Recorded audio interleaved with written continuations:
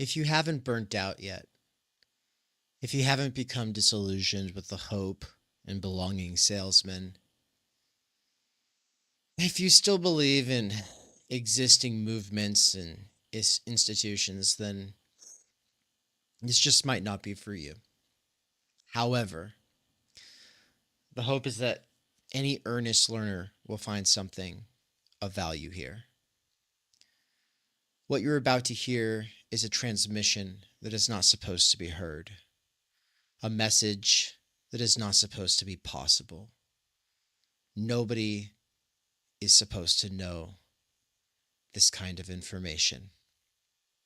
What you are to do with it, I don't know. I don't even know what to do with it. It's not just the book that I'll be reading from today. It's not just the next book that I'll be reading from in this playlist. It is the way that they are brought together under this common theme. It is a theme of coming to terms with the failures of the 20th century. But also, through this kind of reconciliation, my hope is that some sort of new possibilities will present themselves. Something that is not just this race, class, and sex or gender activism, division, or the simulation of the continuance of movements that long ago fizzled out and were appropriated into being little more than the shock troops of HR's litigation culture agenda that seeks to establish increasing control over the lives, minds, and possibilities of humans who've been reduced to nothing more than labor power, consumers, and niche identarian belonging. This is our situation. Is there a way out? I don't know.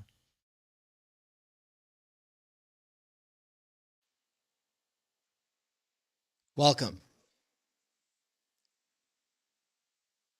I'm going to pretty much just get right to it in a second after saying Happy 4th of July, everybody. Happy America Day. Pew, pew, pew, pew. I hope that some of you at least are going to enjoy something today, like maybe like a hamburger or something. Maybe go out with the family, do some water sports. It's pretty cool. It's the time of year. It's also my dad's birthday, so happy birthday, Dad. Welcome, everybody. So what we're about to do is read from Surveillance Valley, The Secret Military History of the Internet by Yasha Levine. What do I actually want to say about this?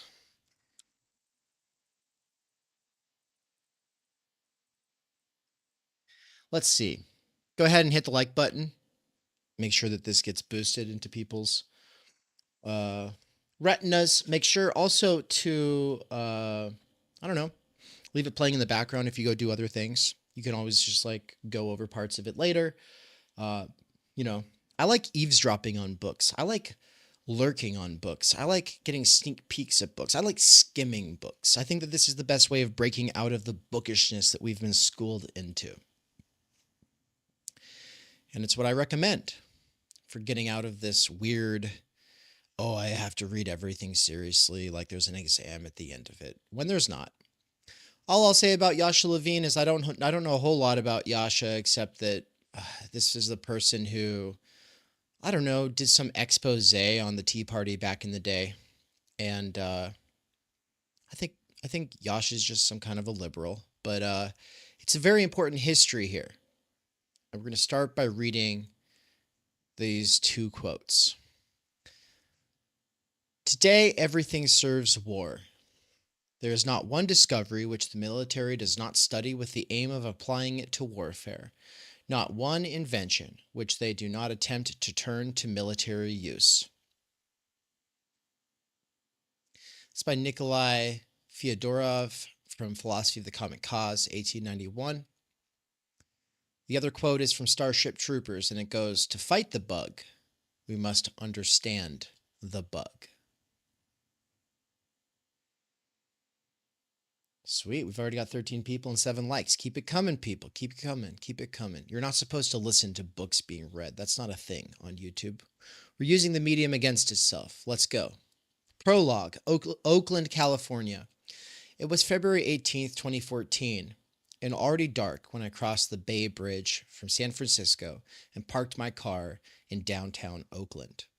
The streets were deserted, save for a couple of homeless men slumped in a heap against a closed storefront. 2 police cruisers raced through the red light, sirens blaring. I approached Oakland's City Hall on foot. Even from a distance, I could see that something unusual was going on. A line of parked police cars ran down the block, and news anchors and TV camera crews scampered about, jockeying for position. A large group of people milled near the entrance, a few of them setting up what looked like a giant papier-mâché rat, presumably intended as a symbol for snitching. But the real action was inside. Several hundred people packed Oakland's ornate high-domed city council chamber. Many of them carried signs. It was an angry crowd, and police officers flanked the sides of the room, ready to push everyone out if things got out of hand. The commotion was tied to the main agenda item of the night. The city council was scheduled to vote on an ambitious $11 million project to create a citywide police surveillance hub. Its official name was the Domain Awareness Center, but everyone called it the DAC.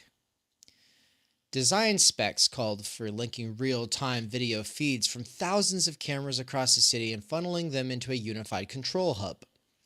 Police would be able to punch in a location and watch it in real time or wind back the clock. They could turn on face recognition and vehicle tracking systems, plug in social media feeds, and enhance their view with data coming in from other law enforcement agencies, both local and federal.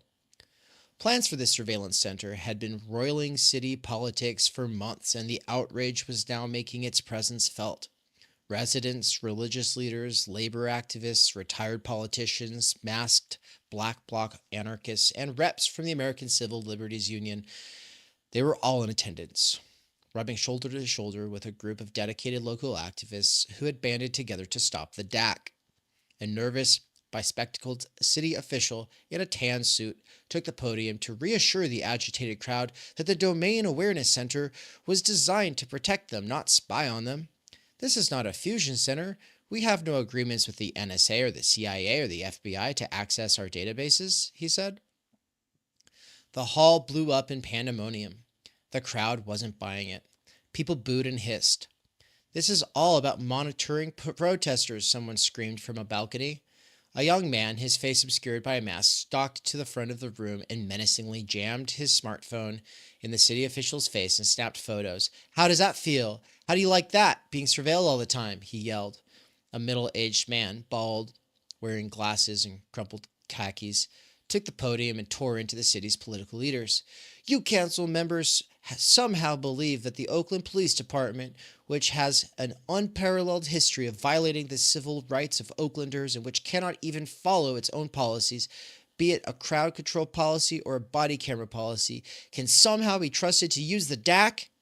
He left with a bang, yelling, "The only good DAC is a dead DAC!" Wild applause erupted. Oakland is one of the most diverse cities in the country. It's also home to a violent, often unaccountable police department, which has been operating under federal oversight for over a decade.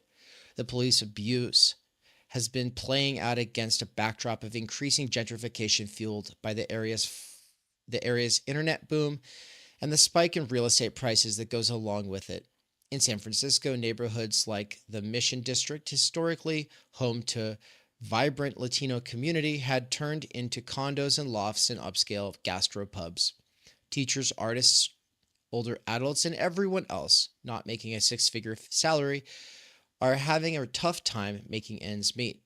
Oakland, which for a time was spared this fate, was now feeling the crush as well, but locals were not going down without a fight, and a lot of their anger was focused on Silicon Valley. The people gathered at City Hall that night saw Oakland's DAC as an extension of the tech-fueled gentrification that was pushing poorer longtime residents out of the city. We're not stupid. We know that the purpose is to monitor Muslims, black and brown communities, and protesters, said a young woman in a headscarf. This center comes at a time when you're trying to develop Oakland into a playground and bedroom community for San Francisco professionals. These efforts require you to make Oakland quieter, whiter, less scary, and wealthier. And that means getting rid of Muslims, black and brown people, and protesters. You know this, and so do developers. We heard them at meetings. They are scared. They verbally admit it. She had a point. A few months earlier, a pair of Oakland investigative journalists had obtained a cache of internal city planning documents dealing with the DAC and found that city officials seemed to be interested more in using the proposed surveillance center to monitor political protests and labor union activity at the Oakland docks than in fighting crime. There was another wrinkle. Oakland had initially contracted out development of the DAC to the Science Applications International Corporation, a massive California-based military contractor that does so much work for the National Security Agency that it is known in the intelligence business as NSA West. The company is also a major CIA contractor, involved in everything from monitoring agency employees as part of the agency's insider threat programs to running the CIA's drone assassination fleet. Multiple Oakland residents came up to blast the city's decision to partner with a company that was such an integral part of the U.S. military and intelligence apparatus. SAIC facilitates the telecommunications for the drone programs in Afghanistan that's murdered over 1,000 innocent civilians, including children, said a man in a black sweater. And this is the company you chose? I looked around the room in amazement. This was the heart of a supposedly progressive San Francisco Bay Area, and yet the city planned on partnering with a powerful intelligence contractor to build a police surveillance center that, if press reports were correct, officials wanted to use to spy on and monitor locals. Something made that scene even stranger to me that night. Thanks to a tip from a local activist, I had gotten wind that Oakland had been in talks with Google about demoing products in what appeared to be an attempt by the company to get a part of the DAC contract. Google possibly helping Oakland spy on its residents? If true, it would be particularly damning. Many Oaklanders saw Silicon Valley companies such as Google as being the prime drivers of the skyrocketing housing prices, gentrification, and aggressive policing that was making life miserable for poor and low-income residents. Indeed, just a few weeks earlier, protesters had picketed outside the local home of a wealthy Google manager who was personally involved in a nearby luxury real estate development. Google's name never came up during the tumultuous city council meeting that night, but I did manage to get my hands on a brief email exchange between a Google strategic partnership manager and an Oakland official spearheading the DAC project that hinted at something in the works. By the way, everybody who's just popping in right now, if you don't already know this, you can go back to the beginning and speed up to catch up if you want to. You're not late. There's no such thing as late on YouTube. This isn't Twitch. Twitch doesn't care about you going back to the beginning and being able to catch up, but YouTube allows it, and that's why we do this here. In the weeks after the city council meeting, I attempted to clarify this relationship. What kinds of services did Google offer Oakland's police surveillance center? How far did the talks progress? Were they fruitful? My requests to Oakland were ignored, and Google wasn't talking either. Trying to get answers from the company was like talking to a giant rock. My investigation stalled further when Oakland residents temporarily succeeded in getting the city to halt its plans for the DAC. Though Oakland's police surveillance center was put on hold, the question remained. What could Google, a company obsessed with its progressive "don't be evil" image, offer a controversial police surveillance center? At the time, I was a reporter for Pando, a small but fearless San Francisco magazine that covered the politics and business of Silicon Valley. I knew that Google made most of its money through a sophisticated targeted advertising system that tracked its users and built predictive models of their behavior and interests. Predictive models. Bookmark that. The company had a glimpse into the lives of close to 2 billion people who used its platforms, from email to video to mobile phones, and it performed a strange kind of alchemy, turning people's data into gold. Nearly $100 billion in annual revenue and a market capitalization of $600 billion. Its co-founders Larry Page and Sergey Brin had a combined personal wealth estimated to be $90 billion. Dang, doggo. That's a lot of cheese. Good morning, everybody. Good afternoon. What's up? How's it going? Tell me what kind of plans you have for the 4th. And if you don't have any plans, and this is it, welcome. Google is one of the wealthiest and most powerful corporations in the world, yet it presents itself as one of the good guys. A company on a mission to make the world a better place and a bulwark against corrupt and intrusive governments all around the globe. And yet, as I traced the story and dug into the details of Google's government contracting business, I discovered that the company was already a full-fledged military contractor selling versions of its consumer data mining and analysis technology to police departments, city governments, and just about every major U.S. intelligence and military agency. Over the years, it had supplied mapping technology used by the U.S. Army in Iraq, hosted data for the Central Intelligence Agency, CIA, indexed the National Security Agency, NSA's vast intelligence databases, built military robots, co-launched a spy satellite with the Pentagon, and leased its cloud computing platform to help police departments predict crime. And Google is not alone. From Amazon to eBay to Facebook, most of the internet's companies we use every day have also grown into powerful corporations that track and profile their users while pursuing partnerships and business relationships with major U.S. military and intelligence agencies. Some parts of these companies are so thoroughly entwined with America's security services that it is hard to tell where they end and the U.S. government begins. Little background on why I'm reading this without getting too into it, because there is the stuff I already said at the beginning and there's more that I plan on saying later. On tour, I said that people who talk about revolution on the internet are I assume that they are either feds or naive. And someone yelled at me for that and called me an elitist prick. Really, really harangued me for a while at a public event. But I believe that. And this book is one of maybe 10 different reasons for why I believe that. But yeah, we'll keep going. Since the start of the personal computer and internet revolution in the 1990s, we've been told again and again that we are in the grips of a liberating technology, a tool that decentralizes power, topples entrenched bureaucracies, and brings more democracy and equality to the world. Personal computers and information networks were supposed to be the new frontier of freedom, a techno-utopia where authoritarian and repressive structures lost their power and where the creation of a better world was still possible. And all that we, global netizens, had to do for this new and better world to flower and bloom was to get out of the way and let internet companies innovate and the market work its magic. This narrative has been planted deep into our culture's collective subconscious and holds a powerful sway over the way we view the internet today. But spend time looking at the nitty-gritty business details of the internet and the story gets darker, less optimistic. If the internet is truly such a revolutionary break from the past, why are companies like Google in bed with cops and spies? I tried to answer this seemingly simple question after visiting Oakland that night in February. Little did I know then that this would take me on a deep dive into the history of the internet and ultimately lead me to write this book.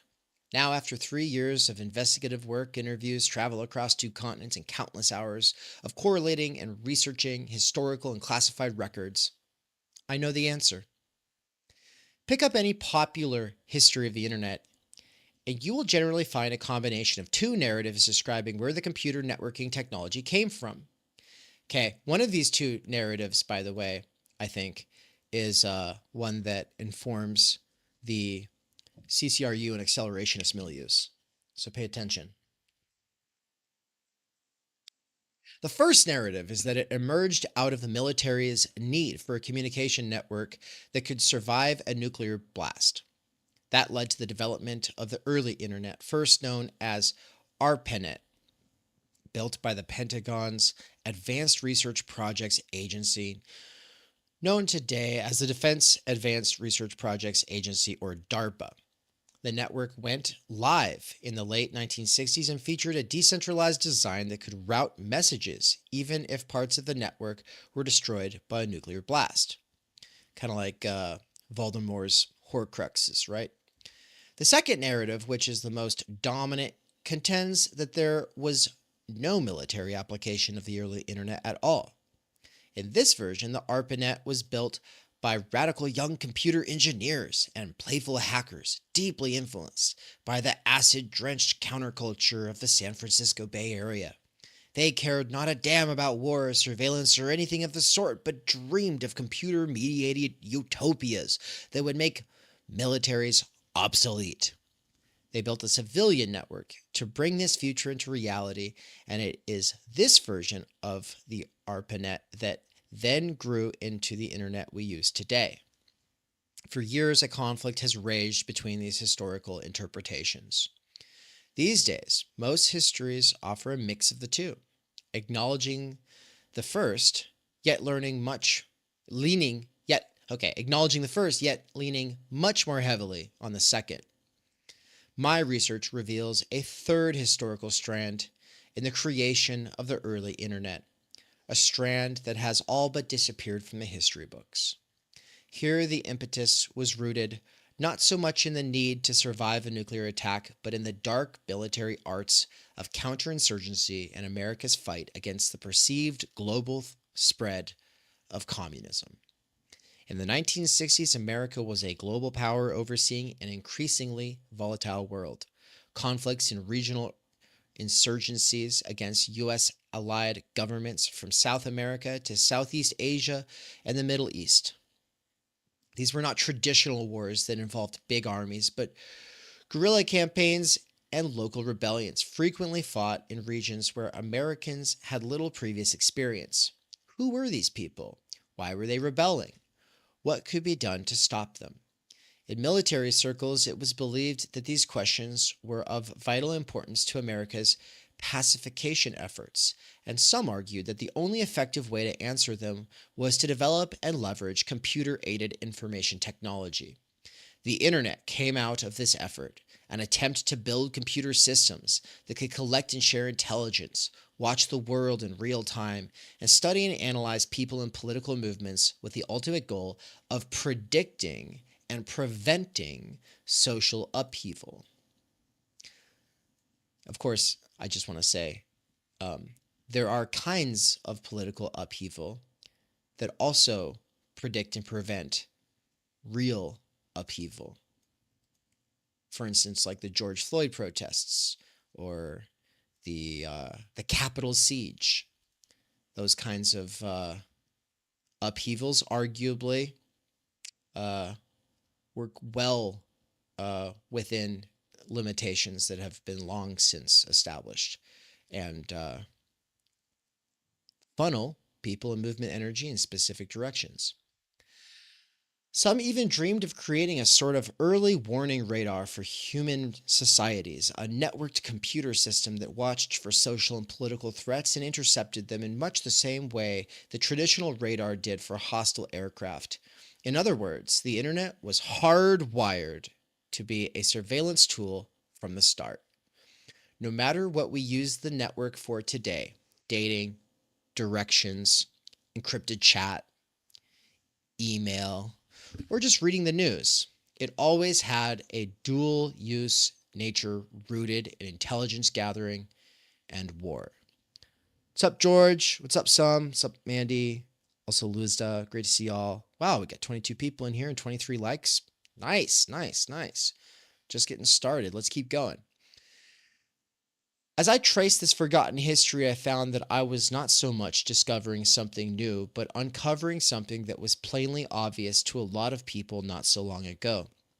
Starting in the early 1960s in the United States, a big fear about the proliferation of computer database and networking technologies arose. People worried that these systems would be used by both corporations and governments for surveillance and control.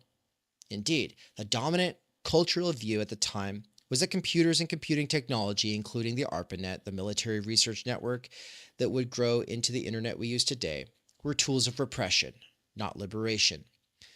In the course of my investigation, I was genuinely shocked to discover that as early as 1969, the first year that the ARPANET came online, a group of students at MIT and Harvard attempted to shut down research taking place at their universities under the ARPANET umbrella. They saw this computer network as the start of a hybrid private-public system of surveillance and control. Computerized people manipulation, they called it, and warned that it would be used to spy on Americans and wage war on progressive political movements. They understood this technology better than we do today. More importantly, they were right.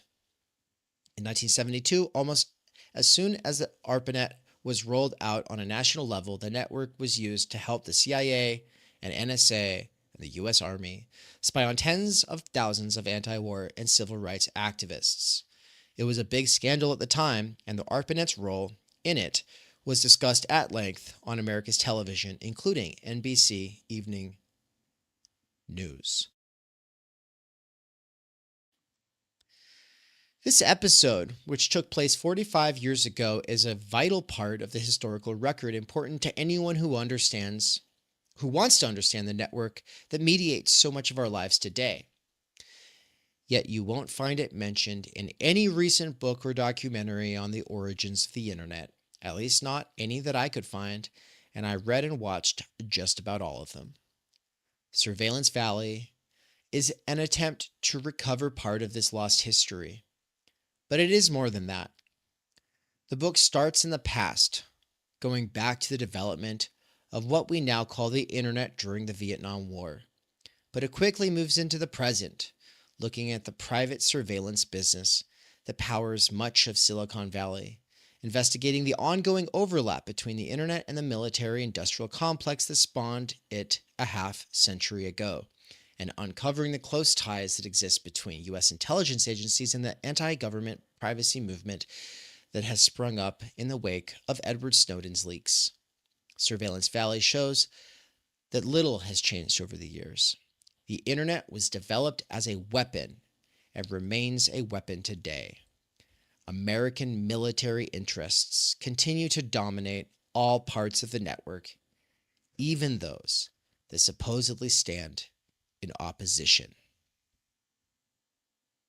Yasha Levine, New York, December 2017.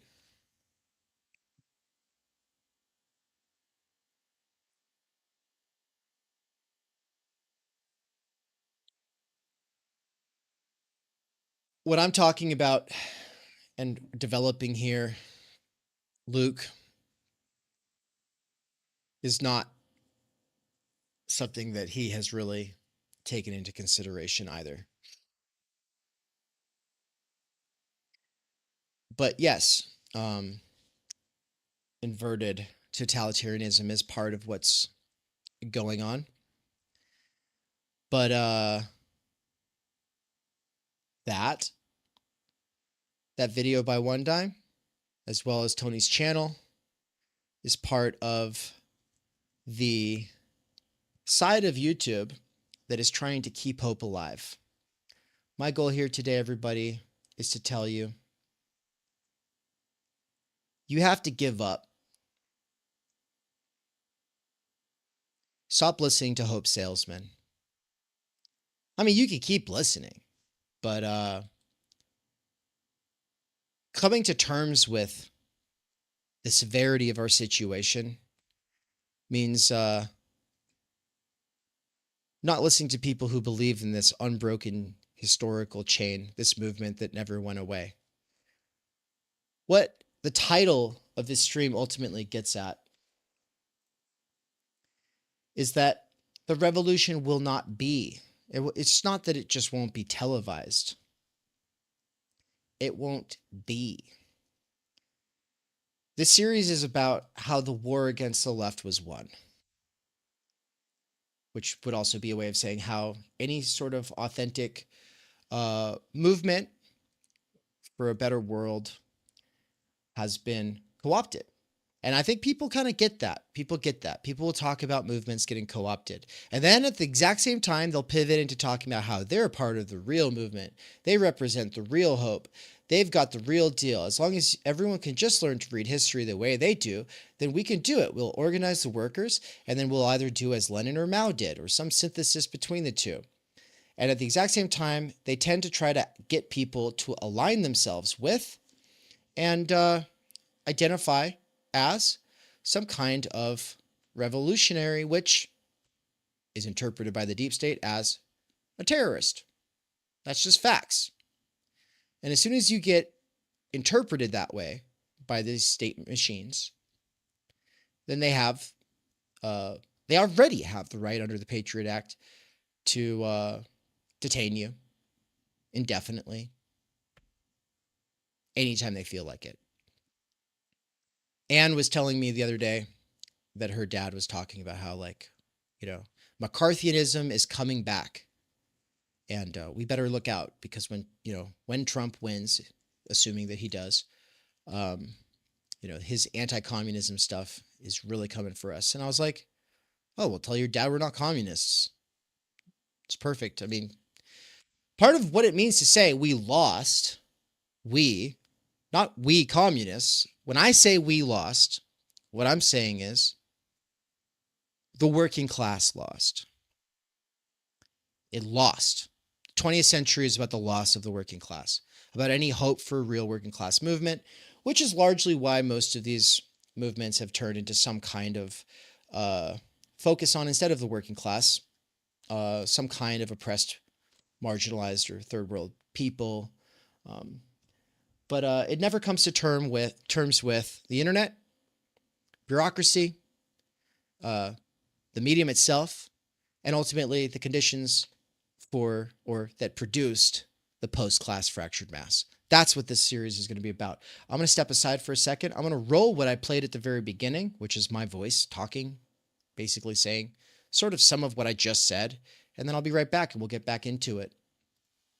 If you haven't burnt out yet, if you haven't become disillusioned with the hope and belonging salesman, if you still believe in existing movements and institutions, then this just might not be for you.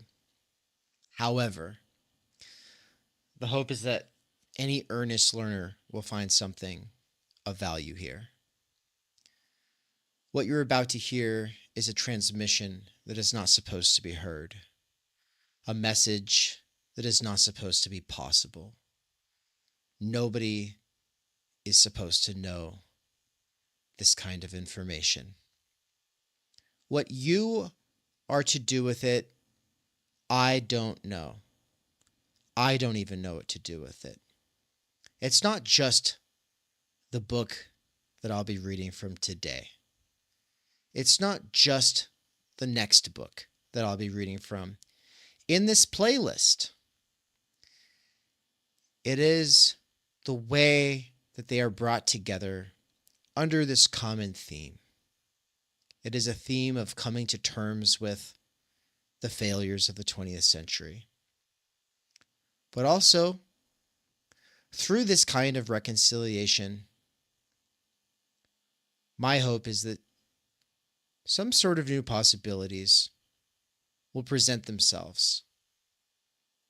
Something that is not just this race, class, and sex or gender activism, division, or the simulation of the continuance of movements that long ago fizzled out and were appropriated into being little more than the shock troops of HR's litigation culture agenda that seeks to establish increasing control over the lives, minds, and possibilities of humans who've been reduced to nothing more than labor power, consumers, and niche identarian belonging. This is our situation. Is there a way out? I don't know.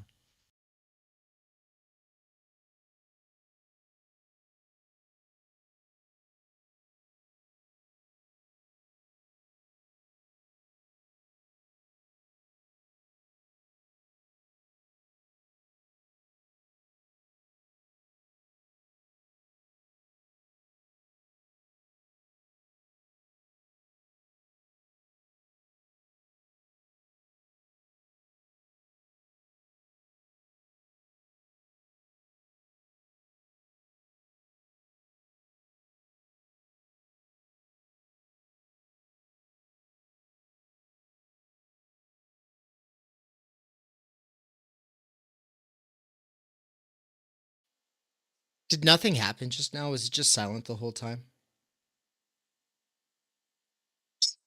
Nothing more. Oh, no, it wasn't. Okay, it just ended. Okay, good. Never mind, Ben. We'll talk about it later if you want, but I'm gonna keep going because this is a train. Welcome aboard, everybody. All aboard! We're gonna get it going. Let's keep it going. Part 1, Lost History. This is about the lost history of the internet. If you're just hearing about this for the first time, uh, the goal is that you let it sink in. I'm interested in your opinions after you've let it sink in for 6 months. Okay? Let it sink in for a while. Chapter 1, A New Kind of War. Our hatred for the Americans is as high as the sky. From a North Vietnamese song.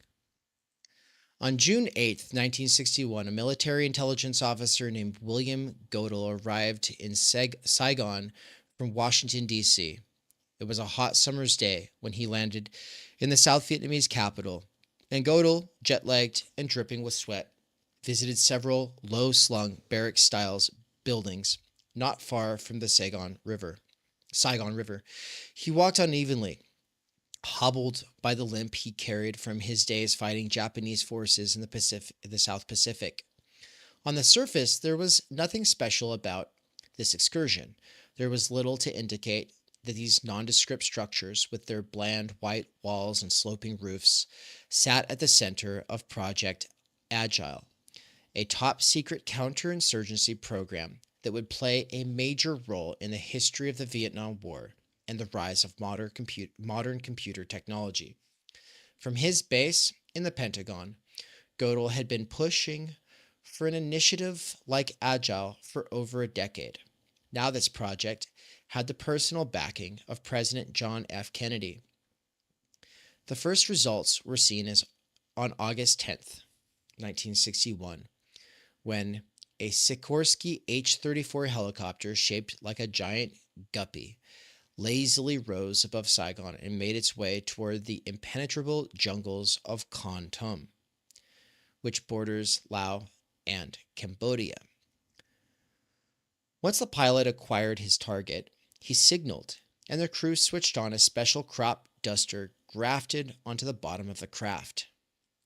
In a slow sweeping motion, they sprayed the jungle below with an experimental mixture of highly toxic defoliation chemicals.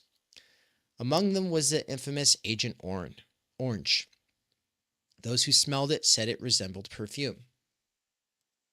America was not yet officially at war in Vietnam. Yet for years, the United States had been funneling money and weapons into the region to help the French wage a war against North Vietnam, the communist revolutionary state led by Ho Chi Minh that was fighting to reunify the country and kick out its colonial rulers. Now, as Godel's crew sprayed the jungles below, America was increasing its support in money and weapons. Thousands of military advisors were being dispatched to South Vietnam to prop up the puppet government of Ngo Diem. I don't know. I didn't sit through enough like IRL history classes where people actually talk about these things out loud. I've only been reading in my own head in the hopes of stemming what Americans viewed as a surging global tide of communism. In the sweltering jungles of Indochina, it was not an easy fight.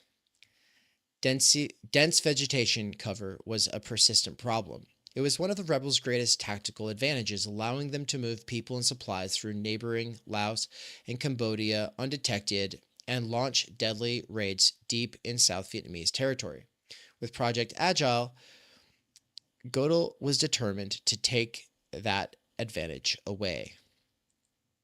The British Empire had pioneered the use of defoliants as a form of chemical warfare, using them against local movements that opposed colonial rule. In the fight against communist rebels in Malaya, Britain ruthlessly deployed them to destroy food supplies and jungle cover. British military planners described defoliants as a form of sanction against a recalcitrant nation which would be more speedy than blockade and less repugnant than the atomic bomb. Godel followed Britain's lead. Under Project Agile, chemists at a secret U.S. Army lab at Fort Detrick, Maryland, had tested and isolated potential defoliant chemicals that could eat away at the dense jungle cover. These were flown to Saigon and tested in the field. They worked with brutal efficiency. Leaves fell several weeks after being sprayed, stripping the canopy bare. A second application increased effectiveness and permanently killed many trees. Bombing the area or lighting it up with napalm also made the defoliation more or less permanent. With the tests a success, Godel drew up ambitious plans to cover half of South Vietnam with chemical defoliants. The idea was not just to destroy tree cover, but also to destroy food crops, to starve the North Vietnamese into submission. South Vietnam's President Diem backed the plan. On November 30th, 1961, President Kennedy had signed off on it. Thanks to Godel and Project Agile, Operation Ranch Hand was launched. Ranch Hand got going in 1962 and lasted until the war ended more than a decade later. In that time, American C-123 transport planes doused an area equal in size to half of South Vietnam with 20 million gallons of toxic chemical defoliants. Agent Orange was fortified with other colors of the rainbow: Agent White, Agent Pink, Agent Purple, Agent Blue. The chemicals produced by American companies like Dow and Monsanto turned whole swaths of lush jungle into barren moonscapes, causing death and horrible suffering for hundreds of thousands. Operation Ranch Hand was merciless and in clear violation of the Geneva Conventions. It remains one of the most shameful episodes of the Vietnam War. Yet the defoliation project is notable for more than just its unimaginable cruelty. The government body at its lead was a Department of Defense outlet called the Advanced Research Projects Agency, ARPA, better known today by the slightly retooled name of Defense Research Projects Agency, DARPA. Born in 1958 as a crash program to protect the United States from a Soviet nuclear threat from space, it launched several groundbreaking initiatives tasked with developing advanced weapons and military technologies. Among them were Project Agile and Command and Control Research, two overlapping ARPA initiatives that created the Internet.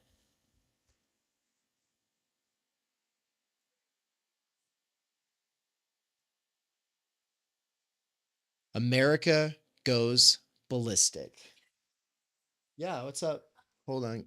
Hold on, everybody. What's up? Uh-huh, uh-huh. Yeah, for sure, 100%. Yeah, 100%. Camping plans, baby. Yeah, we're not going to go camping during 4th of July. That's insanity. Are you kidding me? Everyone's stupid who does that. No, we're going next week when it's calmed down a little bit. America goes ballistic.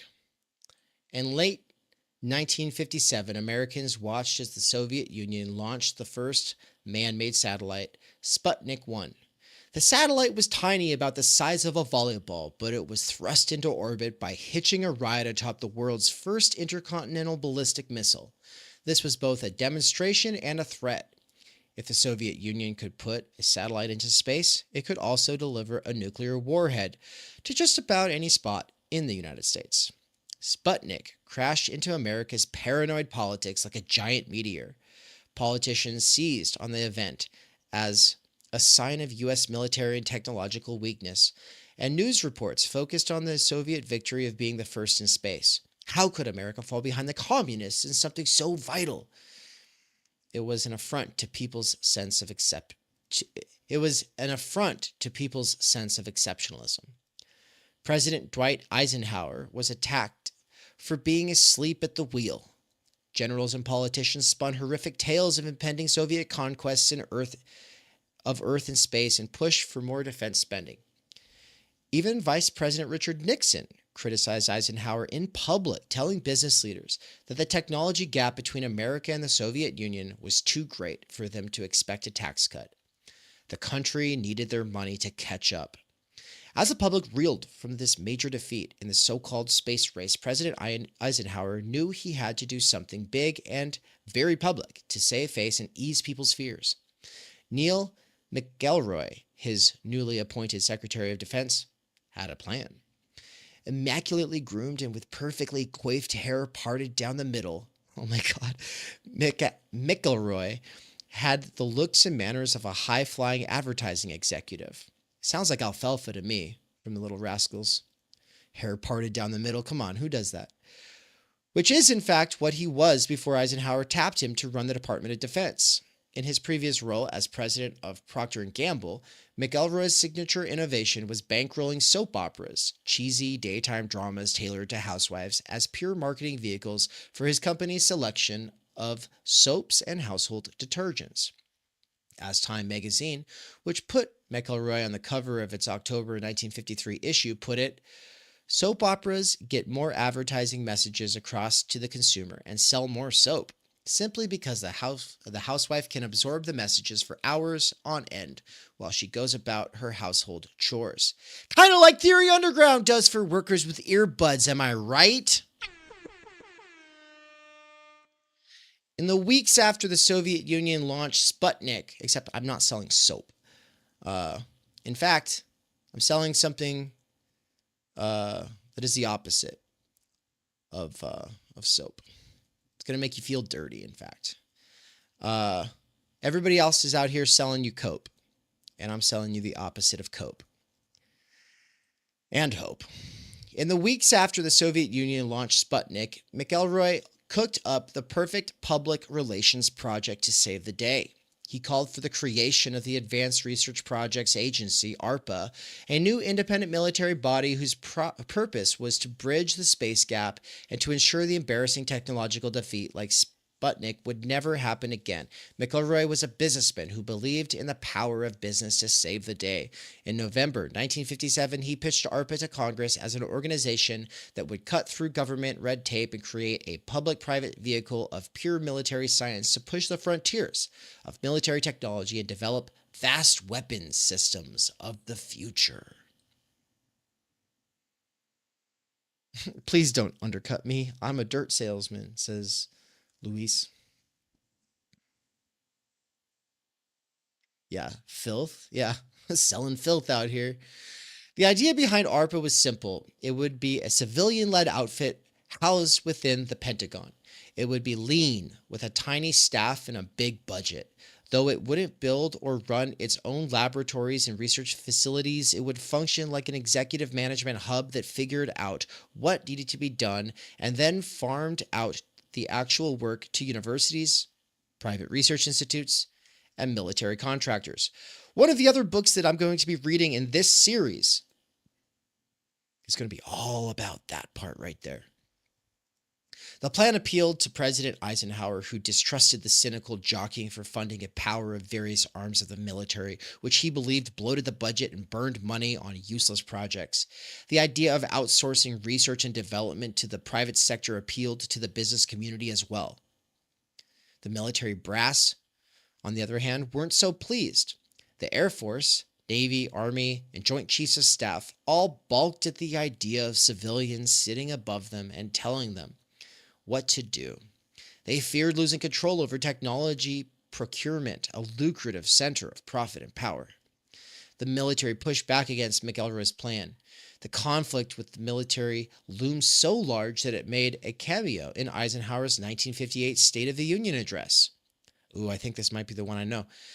Quote, I am not attempting today to pass judgment on the charge of harmful service rivalries, but one thing is for sure. Whatever they are, America wants them stopped. He got his way on February 11th. That's not the quote I was looking for.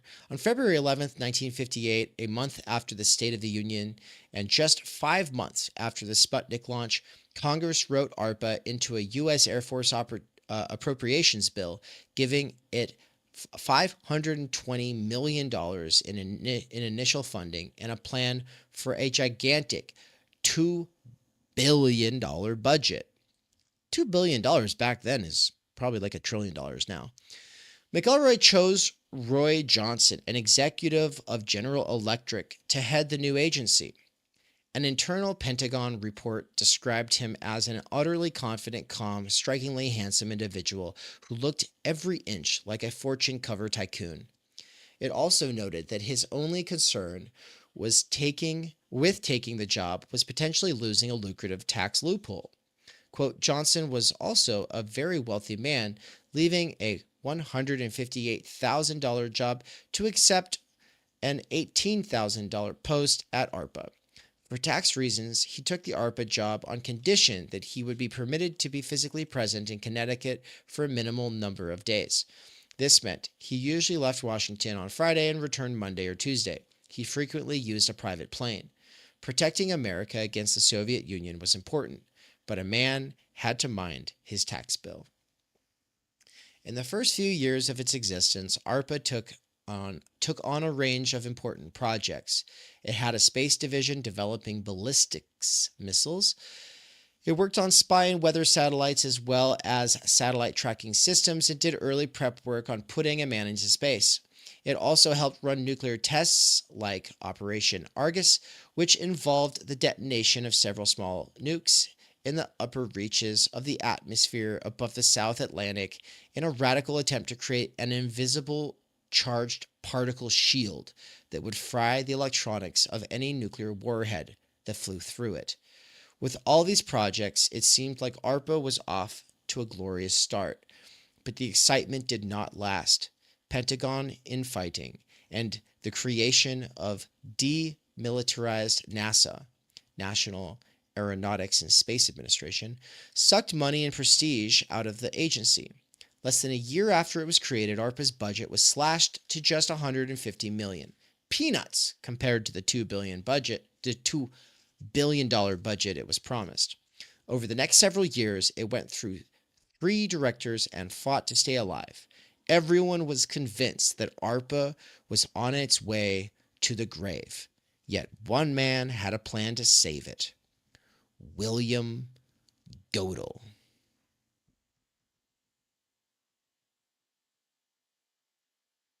Damn, 27 people still here. 43 likes. Nice.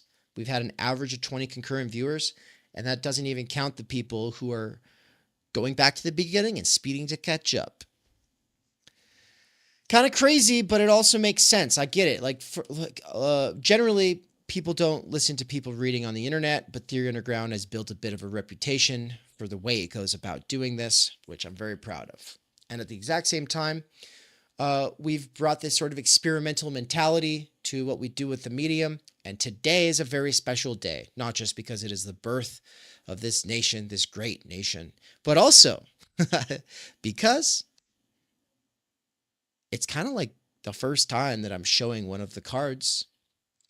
It's not like a card that I've had hidden up my sleeve. It's not like I've been hiding this book from people. If you go back over Theory Underground content, if you go deep, you'll find references to this book. I talk about it frequently. And it came up this morning when Brian was teaching the Introduction to Illich course, which ended today, by the way. It was a fantastic course. Brian did an amazing job.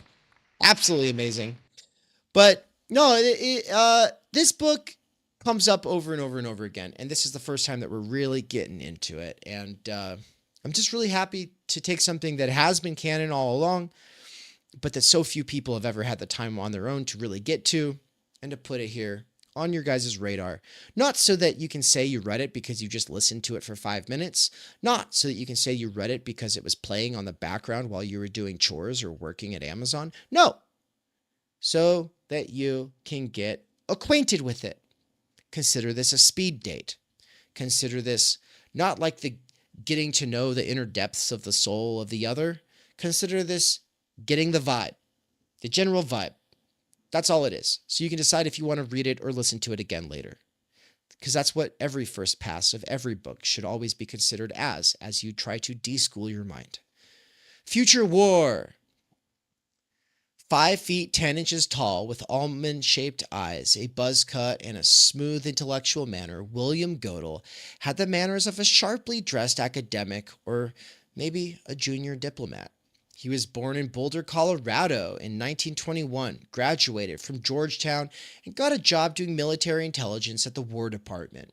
After Japan's attack on Pearl Harbor, he was drafted into the Marine Corps as an officer and saw action in the South Pacific, where he took a bullet in the leg, an injury that left him permanently crippled. Wait, is this the same guy who was in Saigon in the last chat earlier? Or is this a different guy? Because that other guy was limping too.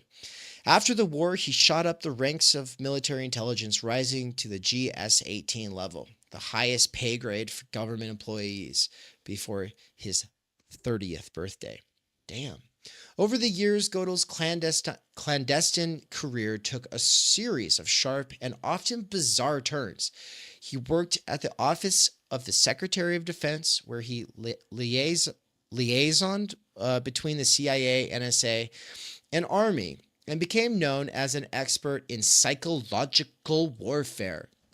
He negotiated with North Korea to retrieve American soldiers taken prisoner during the Korean War. He helped run former Nazi CIA assets in West Germany, and he took part in a classified mission to map Antarctica.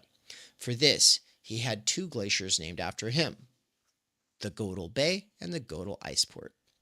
Part of his storied military intelligence career involved him serving as an assistant to General Graves Erskine, a crusty old retired Marine Corps general with a long history of running counterinsurgency operations. Erskine headed the Pentagon's Office of Special Operations, which handled psychological warfare, intelligence gathering, and black bag ops. By the way, there's a lot of citations throughout this. But let's just do one of them. So we'll go to that one. So the citation for that one says Secretary of Defense Roger M. Keyes, memorandum of the Secretaries of the Military Departments, Joint Chiefs of Staff, Assistant Secretaries of Defense, Chairman of Boards, Committees and Councils, OSD, Assistants of the Secretary of Defense and Directors' Offices, OSD, Subject Reorganization, Office of Special Operations, Office of the Secretary of Defense, July 15th, 1953. And it has a link. So if you want to go deeper into it, there you go. Go for it. I just do that because, like, I don't know, this is not like a primary history work or something like that. It's gathered a lot of sources together so that it can tell us a specific historical narrative on the origin of the internet, and it is not a narrative that is in the internet's actually existing history books or archives. It's a history that does not take the, this was just to, wait, what was the first one? The first one is that it was a military counter to do what? I'm forgetting. I just read it. And the second one was like, oh no, it's not for military purposes. But the point is that this is for counter insurgent and psychological warfare types of mechanisms. That's the point. What was the first one? Points to whoever can pull that for me. But it was like, was it just a counter communism? I forget. Anyway, in 1950, Gödel joined General Erskine on a clandestine mission to Vietnam. The objective was to evaluate the effectiveness of military tactics the French were using to pacify a growing anti-colonial insurgency and to determine what kind of support the United States should provide. The trip got off to a bad start when his team narrowly escaped an assassination attempt. 3 bombs ripped through the lobby of their hotel in Saigon. It was a nice welcoming ceremony, and no one knew whether the bombs had been placed by the North Vietnamese or by their French hosts to serve as a kind of warning that they should mind their own business. Whichever it was, the party plowed ahead. They embedded themselves with French colonial troops and toured their bases. On one outing, Erskine's team accompanied a French-trained Vietnamese unit on a nighttime ambush.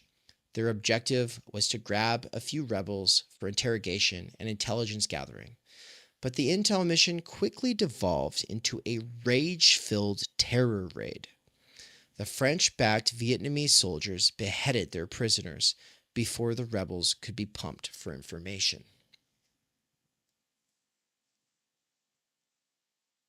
Oh yeah, Weird Solowski, thank you. Sputnik freakout. Austin says, Gödel, I know that guy. He also created a famous set theorem. Ben says, different Gödel. Yeah, also not the Nazi propagandist Gödels. There's too many Gödels. There, out in the sweltering jungles, Gödel and his team understood that the French had been doing it all wrong. The bulk of French military efforts seemed to focus on protecting their supply convoy lines, which were constantly attacked by massive guerrilla forces that seemed to materialize out of the jungle, deploying up to 6,000 men along a 3-mile stretch of road. The French were essentially stuck in their fortifications. They had lost most of their offensive spirit and were pinned to their occupied areas, Gödel's colleague described. The way Gödel saw it, the French colonialists were trying to fight the Viet Minh guerrillas according to colonial rules of war. But the South Vietnamese, who were receiving weapons and training from the French forces, were actually fighting a different kind of war, based on different rules, writes Annie Jacobson, who excavates William Gödel's forgotten story in The Pentagon's Brain, Her History of ARPA. That looks like a fun one. This different kind of war had a name, counterinsurgency. Right, so the two histories, the one history that says it's all like, acid-drenched hippies who were like anti-government, and they created the decentralized internet that was a wild, wild west, versus the, the government was involved, but that was just as a freak-out response to Sputnik. They miss the real history, which is why people do not understand that the internet was not just accidentally built or kind of just like, it's coincidentally going to be able to be used for counterinsurgency. No.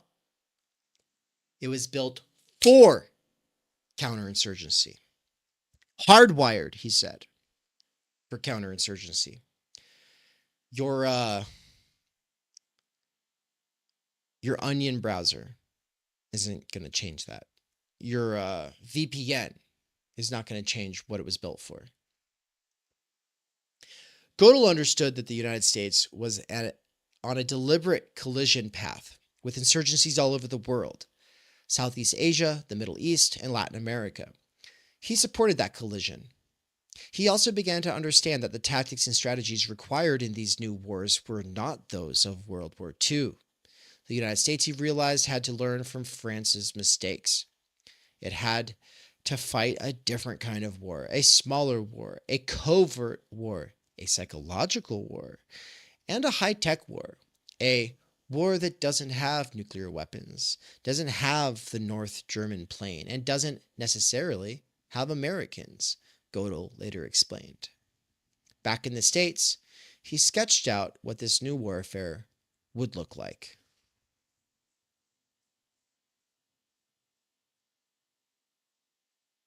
Yeah, thanks to Sean as well, who said the first narrative was that the internet was a technology that enabled a military to communicate even under conditions of a nuclear war. 100%, 100%. Counterinsurgency theory wasn't particularly new.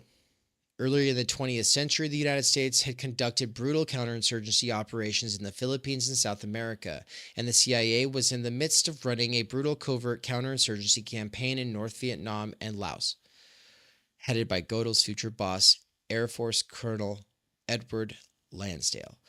That included targeted raids, death squads, propaganda, and torture. What made Gödel's counterinsurgency vision different was its laser beam focus on the use of technology to bolster effectiveness. Sure, counterinsurgency involved terror and intimidation. It involved coercion and propaganda. But what was equally important was training and equipping fighters.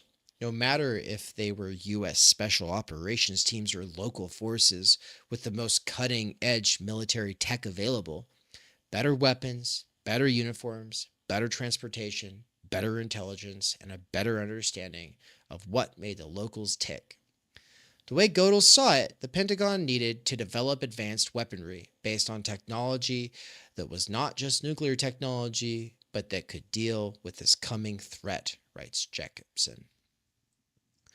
Gödel proselytized this new vision back in the United States, lecturing and speaking about his counterinsurgency theories at military institutions around the country. In the meantime, the newly created ARPA tapped him to run his vaguely named Office of Foreign Developments, from which he would manage the agency's covert operations. The job was murky, highly secretive, and extremely fluid. Gödel would oversee the agency's highly classified missile and satellite projects one moment, then hatch plans to nuke an area on behalf of the NSA the next. One such plan involved ARPA detonating a nuclear bomb on a small island in the Indian Ocean. The idea was to create a perfectly parabolic crater that could fit a giant antenna the NSA wanted to build to catch faint Soviet radio signals that had scattered into space and bounced back off the moon. ARPA's guaranteed... Dude, they were doing some crazy shit back then. Fuck, blowing nukes up in the fucking atmosphere, blowing nukes up on islands and shit. ARPA guaranteed a minimum residual radioactivity in the proper shape of the crater in which the antenna subsequently would be placed, an NSA official said. We never pursued this possibility. The nuclear moratorium between the US and the USSR was signed somewhat later, and this disappeared. Oh, okay. When Gödel was not devising plans to blast small tropical islands, he was pursuing his main passion, high-tech counterinsurgency. As Jacobson recounts in Pentagon's Brain, Gödel was now in a position to create and implement the very programs he had been telling war college audiences across the country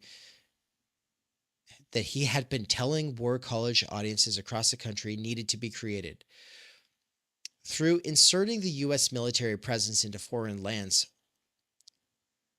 inserting a U.S. military presence into foreign lands threatened by communism, through advanced science and technology, democracy would prevail and communism would fail.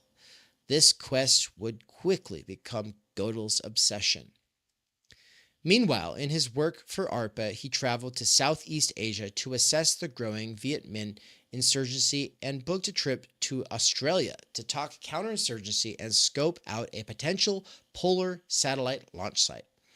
All through this time, he pushed his main line. The United States needed to establish a counterinsurgency agency to take on the communist threat. In a series of memos to the Assistant Secretary of Defense, Gödel argued, conventionally trained, conventionally organized, and conventionally equipped military organizations are incapable of employment in anti-guerrilla operations.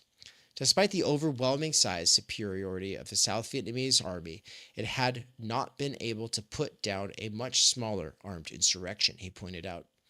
He pushed for letting ARPA set up a counterinsurgency research center in the field, first to scientifically study and understand the needs of local anti-insurgency forces, and then to use the findings to set up local paramilitaries.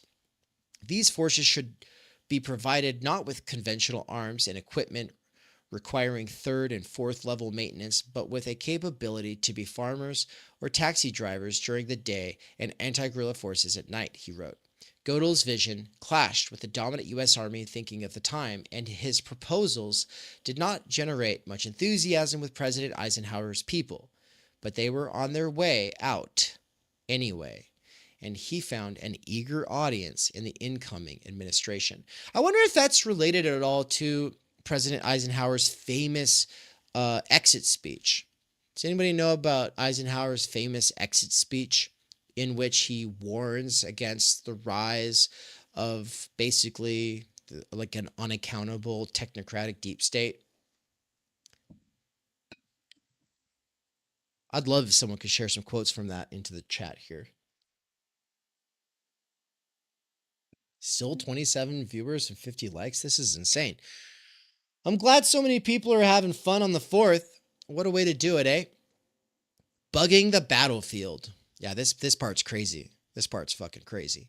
John F. Kennedy was sworn in as the 35th President of the United States on January 20th, 1961. Young and dashing, the former Massachusetts senator was progressive on domestic policies and a committed Cold War hawk on foreign policy. His election ushered in a crop of young elite technocrats who truly believed in the power of science and technology to solve the world's problems. And there were a lot of problems to be solved. It wasn't just the Soviet Union.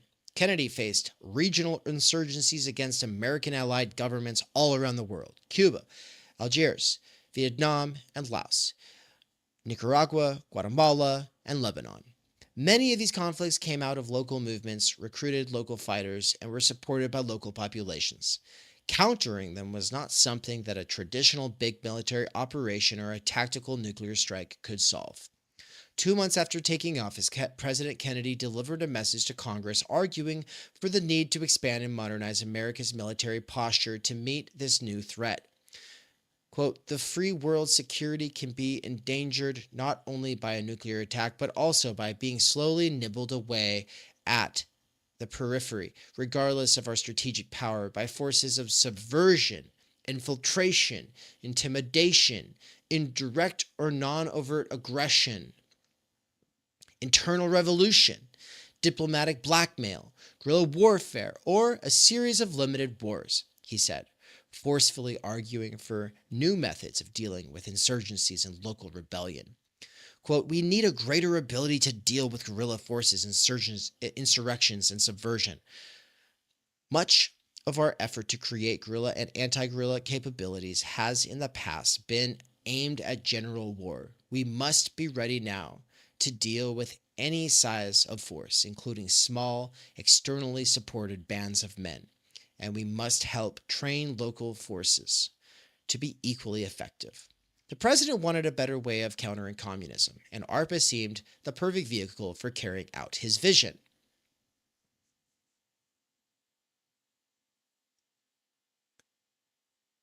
Everybody is saying the military-industrial complex. Why is everybody saying this? I was like 3 people said that. Did I misspeak? Is that what happened? I don't even know. I'll keep going. The president wanted a better way of countering communism, and ARPA seemed the perfect vehicle for carrying out his vision. Shortly after the speech, advisors from the CIA, the Pentagon, and the State Department drew up a plan of action for a huge program of covert military, economic, and psychological warfare initiatives to deal with what Kennedy saw as the biggest problem: the growing insurrection in Vietnam and Laos. The plan included William Godel's personal obsession, Project Agile, a high-tech counterinsurgency research and development program. At a National Security Council meeting on April 29, 1961, President Kennedy signed his name to it. assists the GVN, Government of Vietnam, to establish a combat development and test center in South Vietnam to develop, with the help of modern technology, new techniques for use against the Viet Cong forces. With those few short lines, ARPA's Project Agile was born. Agile was embedded in a much larger military and diplomatic program initiated by President Kennedy and aimed at shoring up the government of South Vietnam against a growing rebel offensive. The program would very quickly escalate into a full-blown and ultimately disastrous military campaign. But for ARPA, it was a new lease on life. It made the agency relevant again and put it at the center of the action. Godel operated Agile with a free hand and reported to Edward Lansdale, a retired Air Force officer who ran the CIA's covert counterinsurgency operations in Vietnam. Because of a need for secrecy, the United States was not officially involved military in Vietnam. A thick fog hung over the project. Reporting directly to Lansdale, he concluded work so secret that even the heads of ARPA, let alone the rank-and-file employees, were unaware of the specifics, writes Sharon Weinberger in The Imagineers of War, her history of ARPA. And sounds like another fun one. The Imagineers of War, The Pentagon's Brain. Buy these books while you still can. The initial focus of activity was ARPA's top-secret combat development and test center, the cluster of buildings on the bank of the Saigon River that Godel helped set up in the summer of 1961. The program started with a single location and a relatively straightforward mission: to develop weapons and adapt counterinsurgency battlefield gadgets for use in the defense of sweltering jungles of Southeast Asia. But as U.S. military presence increased in Vietnam and finally morphed into a full-on grinding war, the project grew in scope and ambition. It opened several other large research and development complexes in Thailand, as well as smaller outposts in Lebanon and Panama. The agency did not just develop and test weapons technology, but also formulated strategy, trained indigenous forces, and took part in counterinsurgency raids and psychological operations missions. More and more, it took on a role that would have felt right at home in the CIA. It also went global, aiming its sights on quelling insurgencies and left-wing or socialist political movements wherever they were, including back home in the United States. The agency tested light combat arms for the South Vietnamese military, which led to the adoption of the AR-15 and M16 as standard-issue rifles. It helped develop a light surveillance aircraft that glided silently above the jungle canopy. It formulated field rations and food suited to the hot, wet climate. It bankrolled the creation of sophisticated electronic surveillance systems and funded elaborate efforts to collect all manner of conflict-related intelligence. It worked on improving military communication technology to make it function in dense forest. It developed portable radar installations that could be floated up on a balloon, a technology that was quickly deployed commercially back in the United States to monitor the borders for illegal crossings. It also designed vehicles that could better traverse the boggy landscape, the prototype mechanical elephant, similar to the four-legged robots that DARPA and Google developed a half-century later. ARPA frequently pushed way past the boundaries of what was considered technologically possible and pioneered electronic surveillance systems that were decades ahead of their time. It played a big role in some of the most ambitious initiatives.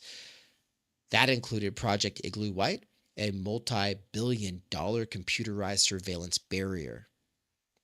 Operated out of a secret Air Force base in Thailand, Igloo White involved depositing thousands of radio-controlled seismic sensors, microphones, and heat and urine detectors in the jungle. Urine detectors? Jesus fuck. These eavesdropping devices, shaped like sticks or plants and usually dropped from airplanes, transmitted signals to a centralized computer control center to alert technicians of any movement in the bush. If anything moved, an airstrike was called in and the area was blanketed with bombs and napalm. Igloo White was like a giant wireless alarm system that spanned hundreds of miles of jungle. As the U.S. Air Force explained, "We are, in effect, bugging the battlefield." John T. Halliday, a retired Air Force pilot, described the Igloo White Operations Center in Thailand in his memoir. Remembering those huge electronic boards from the movie Dr. Strangelove that showed Russian bombers headed for the US and ours headed at them, he wrote, well, Task Force Alpha is a lot like that, except with real-time displays in full color, 3 stories tall. It's the whole goddamn Ho Chi Minh Trail in full living color. I should have read the whole fucking quote like that, right? Remember those huge electronic boards in the movie Dr. Strangelove that showed Russian bombers? That's how I imagine he must have talked. Halliday was part of a team that flew nighttime bombing raids over the Ho Chi Minh Trail, targeting supply convoys on the basis of intel provided by his electronic fence. He and his unit were amazed by the futuristic nature of it all. Okay, it's very small text. I might have to zoom in a little bit here. Let's see. There we go.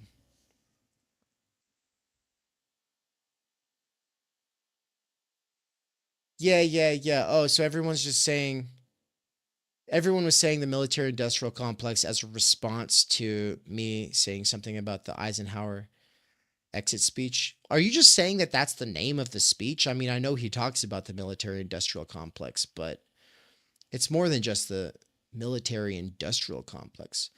I mean, it's about the security apparatus itself, right? It's about the people who aren't really elected. It's about the people who aren't accountable to anyone or anything, right? Which I guess for some people, when you say military industrial complex, that is what's being signified. But for a lot of people, when you say military industrial complex, all they think about is, oh yeah, they make money from building bombs and tanks. And it's like, yeah, we know, but that is the tip of the iceberg here. But I'm guessing you all know that. Okay, here's the quote. Step out of the jungle and inside the building, you step back into America.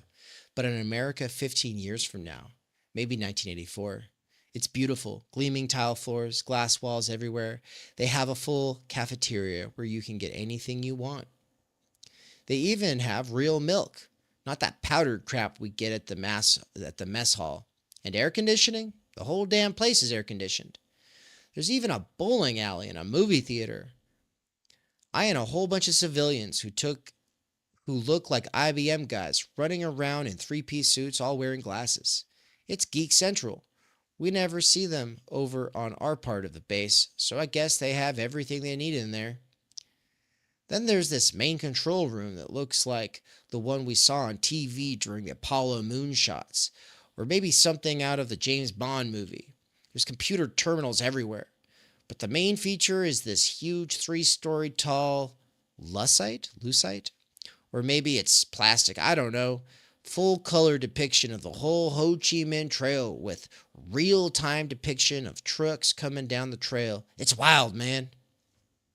Igloo White ran for 5 years with a total cost of somewhere near $5 billion, roughly $30 billion today. So not quite a trillion, like I said, but definitely a lot more. Though widely praised at the time, the project was ultimately judged an operational failure. The guerrillas had simply learned to confuse the American sensors with tape-recorded truck noises, bags of urine, and other decoys, provoking the release of countless tons of bombs onto empty jungle corridors, which they then traversed at their leisure. According to historian Paul N. Edwards. Oh, so that was all a quote by historian Paul N. Edwards. Despite the failure, Igloo White's electronic fence technology was deployed a few years later along America's border with Mexico. Project Agile was a huge hit with the South Vietnamese government. President Diem made several visits to the ARPA Research Center in Saigon and personally met with Godel and the rest of the ARPA team there. The president had one main condition. American involvement must remain secret. Godel was of the same mind. Back home, to justify the need for a new counterinsurgency approach, he frequently trotted out what President Diem told him. The one way we lose is if the Americans come in here.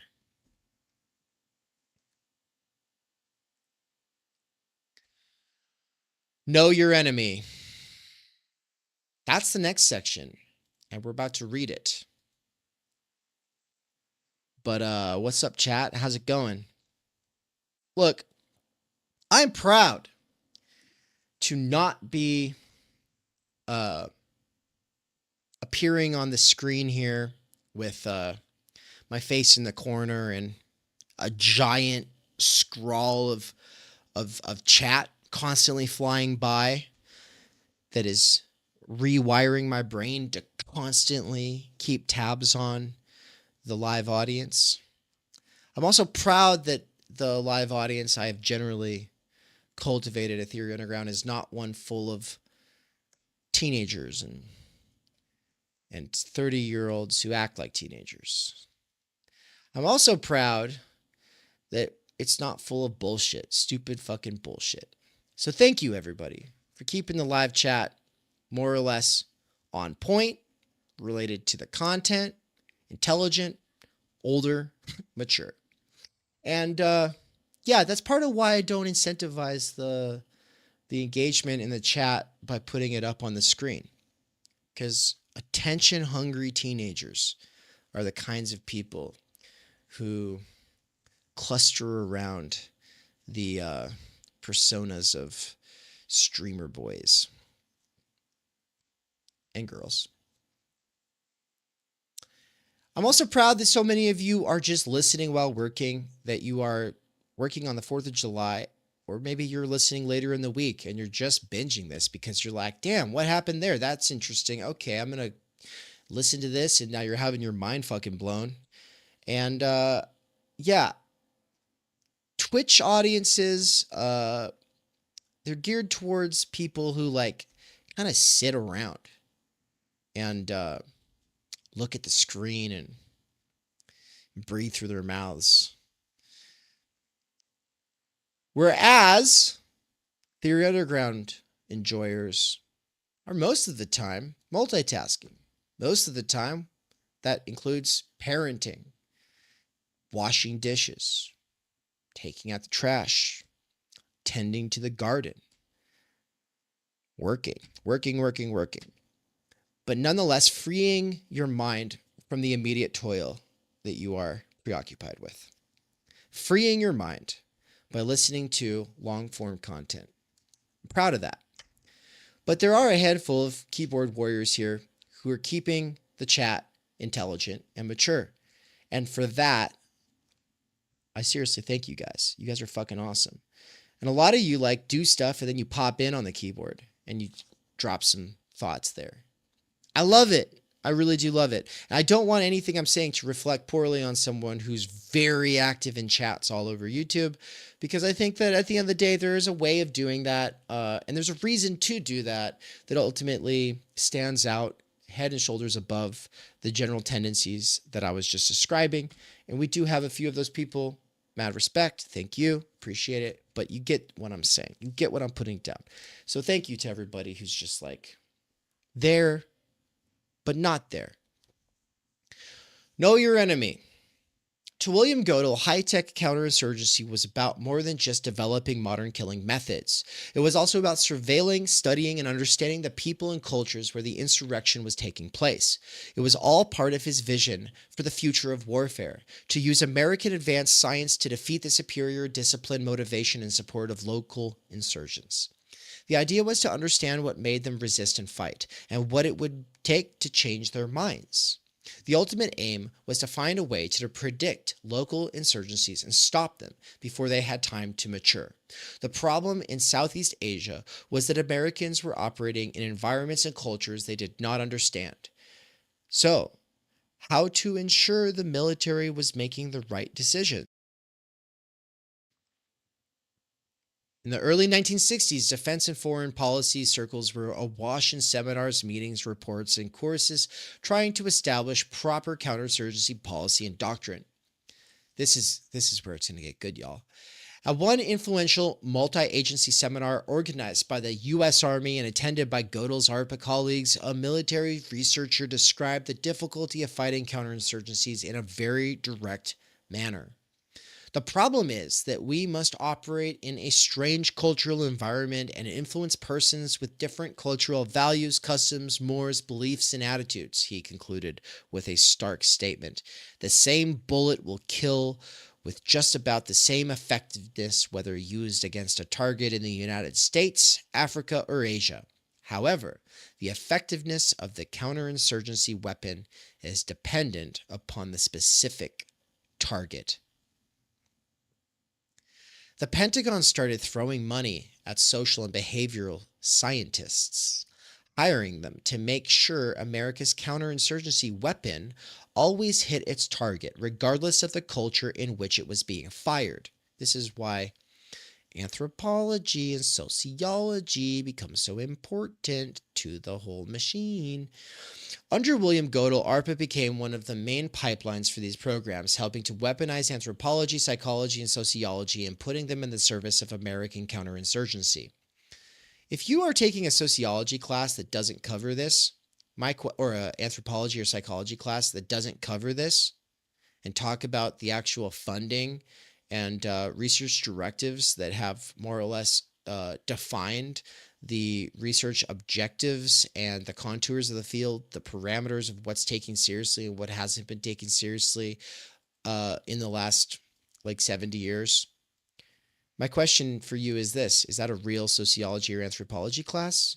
Is it genuinely critical? Is it possible? Is it even possible to do anthropology, psychology, and sociology in a critical manner without knowing this history, the history of this funding, the history of the aims and directives of the grants and the organizations and the institutes that are all related to this? ARPA doled out millions to studies of Vietnamese peasants, captured North Vietnamese fighters, and rebellious hill tribes of northern Thailand. Swarms of ARPA contractors, anthropologists, political scientists, linguists, and sociologists passed through poor villages, putting people under a microscope, measuring, gathering data, interviewing, studying, assessing, and reporting. I think that Pierre Bourdieu was well aware of this, by the way. This is why he was watching what was happening in Algeria, and as a sociologist, he was like, what are these ethnologists doing? And then he was like, holy fuck, why is ethnology and anthropology separated from anthropology? Oh shit. And he just kind of kept going deeper and deeper down that rabbit hole. The idea was to understand the enemy, to know their hopes, their fears, their dreams, their social networks, and their relationships to power. The Rand Corporation, under an ARPA contract, did most of this work. Based out of a building overlooking the wide, tan beaches of Santa Monica, Rand was a powerful military and intelligence contractor that had been created by the U.S. Air Force several decades earlier as a private public research agency. In the 1950s, Rand was central to formulating America's belligerent nuclear policy. In the 1960s, it added a big counterinsurgency division and became a de facto privatized extension of ARPA's Project Agile. ARPA placed the orders. Rand hired the people and got the job done. In one major effort, Rand scientists studied the effectiveness of the Strategic Hamlet Initiative, a pacification effort that had been developed and pushed by Godel and Project Agile, and that involved the forced resettlement of South Vietnamese peasants from their traditional villages into new areas that were walled off and made safe from rebel infiltration. In another study commissioned by ARPA, Rand contractors were asked with answering questions that nagged the Americans. Why were North Vietnamese fighters not defecting to our side? What was it about their cause? Weren't the communists supposed to be brutal to their own people? Don't they want to live like we do in America? Why was their morale so high? And what could be done to undermine their confidence? They concluded 2,400 interviews of North Vietnamese prisoners and defectors and generated tens of thousands of pages of intelligence in pursuit of this goal. At the same time, ARPA funded multiple projects aimed at studying local populations to pinpoint the social and cultural factors that could be used to predict why and when tribes would go insurgent. One initiative contracted with Rand sent a team of political scientists and anthropologists from UCLA and UC Berkeley to Thailand to map out the religious systems, value systems, group dynamics, civil-military relationships of Thai hill tribes, focusing in particular on predictive behavior. Quote, the objective of this task is to determine the most likely sources of social conflict in northeast Thailand, concentrating on those local problems and attitudes which could be exploited by the communists, reads the report. Another study in Thailand carried out for ARPA by the CIA-connected American Institutes for Research, AIR, aimed at gauging the effectiveness of applied counterinsurgency techniques against rebellious hill tribes. Practices such as assassinating tribal leaders, forcibly relocating villages, and using artificially induced famine to pacify rebellious populations. A 1970 investigation for Ramparts magazine detailed the effects of these brutal concentration camp-style counterinsurgency methods on a rebellious minority Thai hill tribe known as the Mio. Conditions in the Mio resettlement villages are harsh, strongly reminiscent of the this is a quote, reminiscent of the American Indian reservations of the 19th century. The people lack sufficient rice and water, and corrupt local agents pocket the funds appropriated by the Mio in Bangkok, end quote. The magazine quoted an eyewitness report, quote, physical hardship and psychological strain have taken a heavy toll on these people. They are gaunt and sickly. Many are in a permanent state of semi-withdrawal, stimulated by the shortage of opium to feed lifelong habits. Yet the decay of the Mio spirit is even more distressing than the deterioration of their bodies. They have lost all semblance of inner strength and independence. They seem to have withered while assuming the manner of the humbled. An even more disturbing dimension of the AIR's pacification work in Thailand was that it was supposed to serve as a model for counterinsurgency operations elsewhere in the world, including against black people living in American inner cities where race riots were breaking out at the time. Quote, the potential applicability of the findings in the United States will also receive special attention, and many of our key domestic programs, especially those directed at disadvantaged subcultures, the methodological problems are similar to those described in this proposal, reads the project proposal.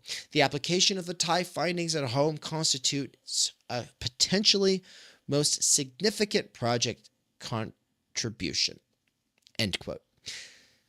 That's exactly what happened. After the war, researchers, including a young Charles Murray, author of The Bell Curve, who had worked on counterinsurgency programs for ARPA in Southeast Asia, returned to the United States and began to apply the pacification ideas they developed in the jungles to the thorny domestic issues of class, race, and economic inequality. The effects were just as disastrous at home as they were overseas, giving a modern, scientific veneer to public policies that reinforced racism and structural poverty. I'm going to click on footnote 70. Holy shit! That is a long footnote. Dougie? Look at that shit. Fucking, it's a whole page. This guy's got a whole book going on in the footnotes.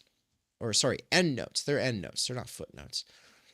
So he says, take Charles Murray, a young researcher who worked on ARPA's counterinsurgency programs for the American Institutes of Research in Thailand. Eric Wakan, Anthropology Goes to War, Professional Ethics and Counterinsurgency in Thailand. His experience among the rebellions of Thai peasants marked his thinking for life. He became convinced that the carrot was much less effective than the stick. Social programs, things like building roads and health clinics and providing jobs designed to buy hearts and minds simply didn't work, but harsh, punitive measures did. Charles Murray. Blah, blah, blah, blah, blah. He would apply that logic in the United States to the difficult socioeconomic problems faced by black ghettoized communities, reducing poverty and inner city crime.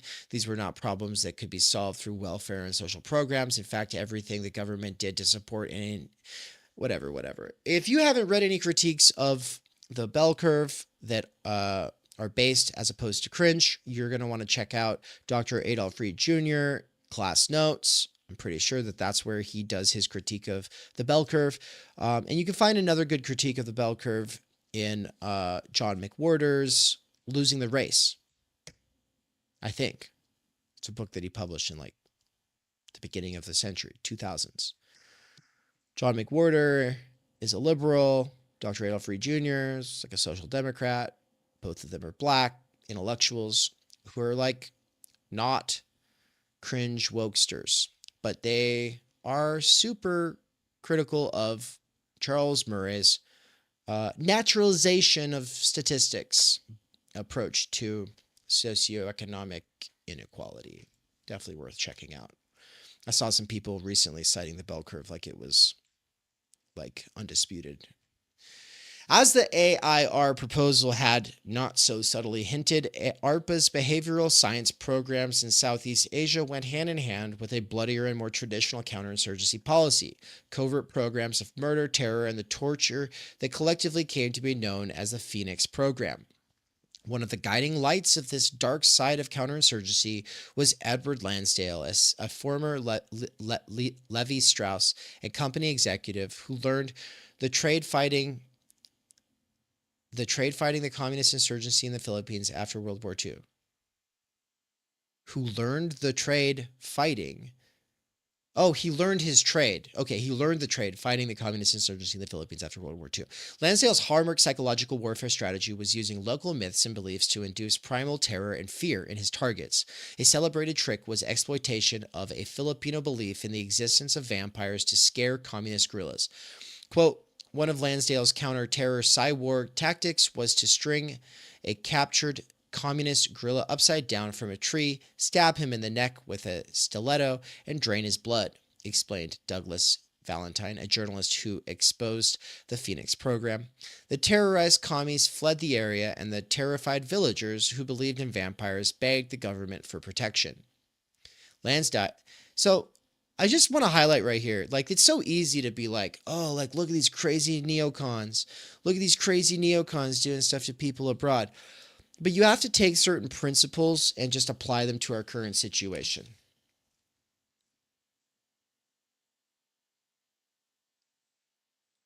Surix asks, what book is this? This is Surveillance Valley by Yasha Levine. The principle here is play off of the beliefs of the locals to strike terror in their hearts and make them plead for increased government protection. If people don't believe in vampires, but believe in, I don't know, equality and police brutality, or, young earth creationism and Jesus Christ, it doesn't matter. You take the myths and ideologies of the local populations that you study, and you find ways to play off of their fears to make them seek increased interventions into their lives. Lansdale, who would become Godel's boss, replicated the Philippine strategy in Vietnam: assassinations, death squads, torture, and the obliteration of entire villages. It was all meant to disincentivize peasants from helping the North Vietnamese rebels. Somewhere between 40,000 and 80,000 Vietnamese were killed in the Phoenix program's targeted assassinations. The CIA estimates the number closer to 20,000. So I'm surprised we haven't yet gotten to the part of the book that I have been sort of hinting at whenever I go, oh, it's getting good, we're going to get there. Look, this is all very important, like, background, and it's all building up to exactly, like, what I want to get to. But the shit I want to get to is about cybernetics, the science of control, as the base science, the science that is the base of the internet itself, the origin of the internet. But it's like way ahead. And I might just finish out this chapter, finish out strong, close this bitch out. I'm not exactly sure yet. Not exactly sure yet. By the late 1960s, the Vietnam War had turned into a meat grinder. In 1967, 11,363 American soldiers lost their lives. A year later, that number climbed to almost 17,000. By 1970, American soldiers no longer wanted to fight. There was chaos on the battlefield and insubordination back at base. There were hundreds of cases of fragging superior officers killed by their own soldiers. Drug use was rampant. Soldiers were wasted, drunk, high on grass and opium. ARPA's Project Agile was not immune to the transformation, but connected to it. Indeed, according to a former head of ARPA, William Godel was personally involved with Air America missions to supply the CIA's covert wars in Laos, an operation that, according to credible reports, involved smuggling heroin to finance anti-communist militias. You know, this like the use of opioids, and I mean, if you're like me, you've lost people to opioids at this point. Like, I mean, that for me, that happened like 9 years ago. I was losing people to, like, this is not new, right? This is like, I was losing, people were dying from this shit like in our lives prior to fentanyl becoming routine and normal. Considering the fact that they used opium to pacify the masses, right? Like, instead of Marx's, like, you know, religion is the opium of the people. Isn't it Zizek who says opium is the opium of the people? That shit is like, that shit is mainstreamed, right? That shit fucks people up, man. It doesn't just fuck them up, man. It like makes them like ghosts. They're ghosts. Heroin addicts haunt the living. And it makes them useless, right? I know several of you are struggling to get clean or stay clean. And I just have to say, you should not struggle to stay clean because it's not healthy or because it ruins friendships and families and communities. I mean, those are reasons as well. But honestly, to say fuck you to pacification, to say fuck you to sleeping at the wheel, to say fuck you to your life going down the toilet, to say I'm going to fucking make the most of something that is already shitty, but I'll still make something out of it. Out of spite. Not oh, I feel sorry for myself. I keep fucking up and I ruined lives and I just can't help No, fuck them. Fuck that whole narrative. Fuck everyone. Spite. Sobriety for spite. Sobriety so you can make something of your life. What remains of it. Because while a person's down that rabbit hole, it's just like, okay, bye. Okay, you're dead. You're just a ghost. Bye. The hope is always that you can come back. And these days, the activism, the progressive activism is all like, we have to destigmatize this stuff because when it's stigmatized, then people, they like hide out and then they use like dirty needles and get AIDS and that's bad. And then they overdose and die. Because they've given up on the idea that you can come back from it. Spite. Because fuck those guys who gave up on you. Spite. Because fuck the nurturant nanny side of the political spectrum that's just like, oh yeah, we'll pat your head while you're fucking Gonzo Gonzalez. Fuck them. Make something of your life. That just pisses me off, man. Like, oh, kill yourself. Oh no, that's so selfish. It's not about it being selfish, guys. It's about the waste of a genuine potential to like actually do something. What? Who knows? But you won't find out on opioids. And it's what they want. It's what Afghanistan was all about, right? 70% of the world's opioids coming from Afghanistan after the U.S. invasion of Afghanistan. Everyone from Rush Limbaugh to every fucking punk or, I'll just say punk, like messing with it. It's beneficial to them. It's beneficial to them. Remember, we just read the description of the hill tribes people in Thailand, right?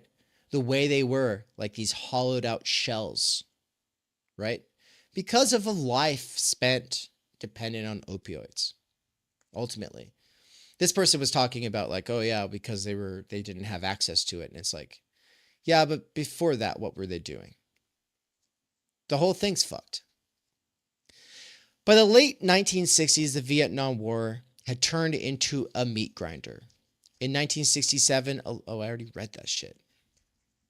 Blah, blah, blah, involves smuggling heroin.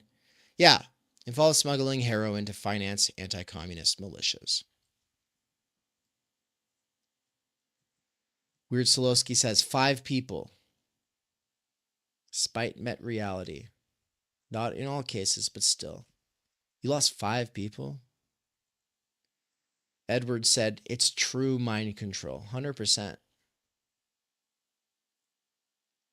And Sean says these counterinsurgency programs were also used in Indonesia. Sean, are you thinking about the Jakarta method?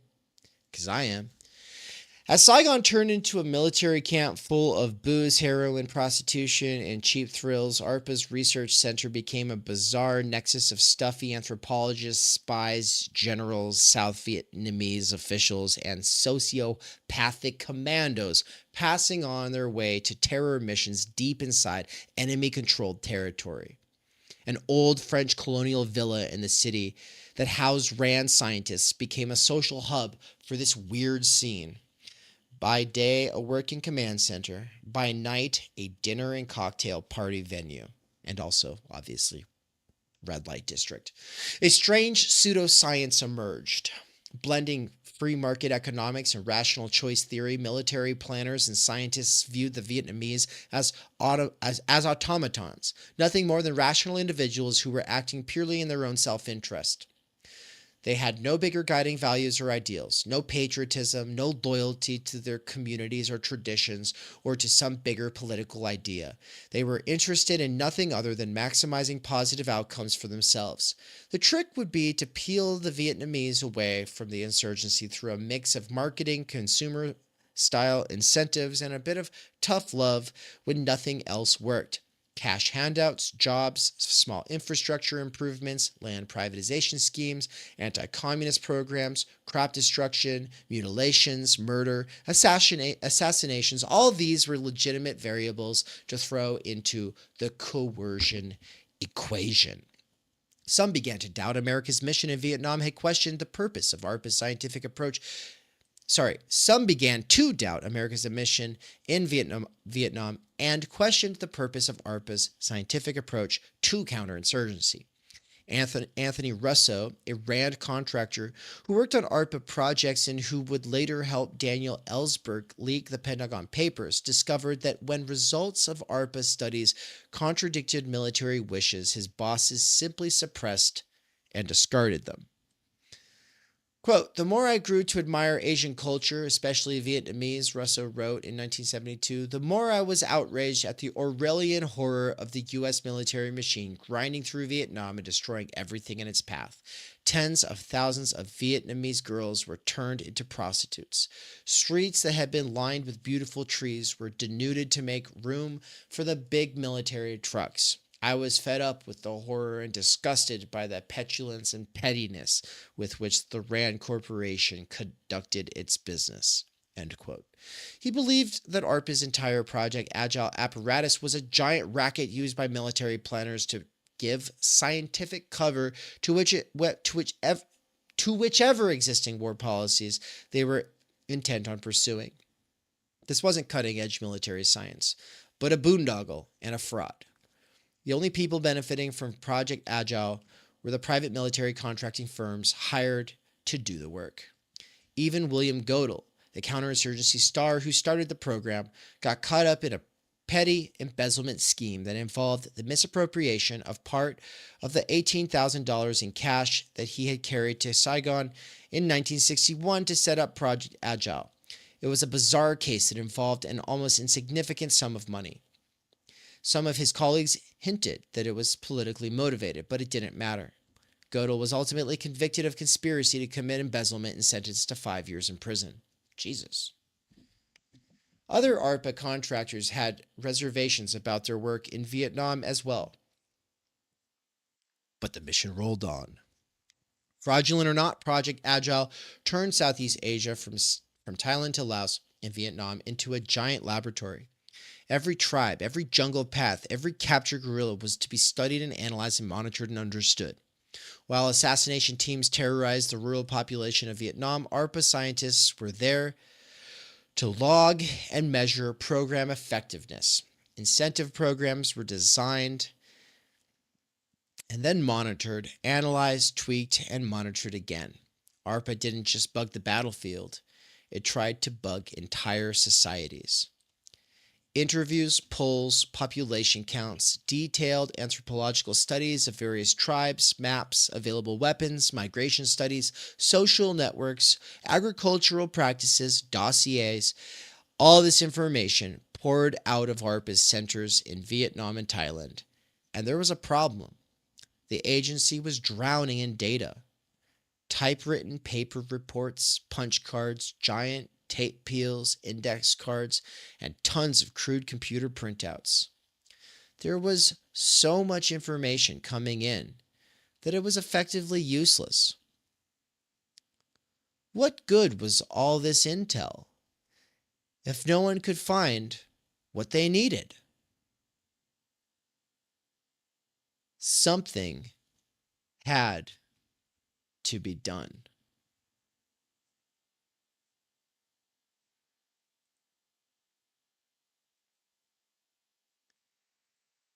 Chapter 2 is, in my opinion, where the rubber really hits the road in this book. And for those who are just joining, you didn't miss jack shit because it doesn't go away. And I don't make content that is just for people in the moment. I make content that is meant to be visited and revisited, which is why almost everything I do, almost everything I have ever read on stream, is something that I have already read and reread and usually thought about for 6 years before bringing it to you. Because it's one thing to read a book to someone else. It's another thing to read it and add some energy, some enthusiasm, some whatever. That's one thing. It's a whole other thing to have it be a part of an integrated sort of take on the situation, to have digested that information and a whole lot of other information for a long time, and to begin to roll it out in a series like this. And I hope that you're all getting excited for what is to come. I hope that you're all thinking, oh shit, where's this going? I hope that it might even inspire you to jump into this kind of research on your own without me. I hope that ultimately what you're seeing here is going to lead you down your own research rabbit trails and get you thinking on your own. But also, if you don't, or if you haven't, or if you just stick around for this, no rush. You could just be focusing on this for a while now. You could just be focusing on what's going on at Theory Underground for a couple of years, just as a way of getting your tastes primed.